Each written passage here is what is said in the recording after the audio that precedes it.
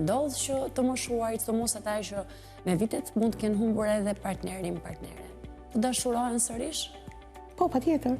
Kemi pasur raste. Kemi histori dashurie? Kemi pasur, ata nuk janë më në qendrën time, kjo iku në Amerikë ndërsa ai nuk jeton më. Ky ishte muzikant dhe kjo ishte mësuese. Dhe ne i shikonim se si kapeshin për dore, kur dilnim që i çonim në kafe, rinim vetëm bashk. Dhe sigurisht kjo është një dashuri shumë e ëmbël, që domethënë që ata rinë. Po ishin, ky ishte 80, kjo ishte gati 70.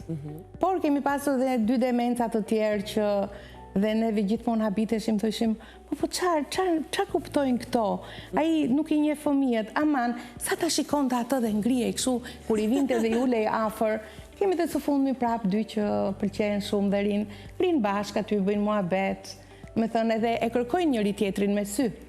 Me thënë, është shumë e çuditshme dhe shumë gjë e bukur.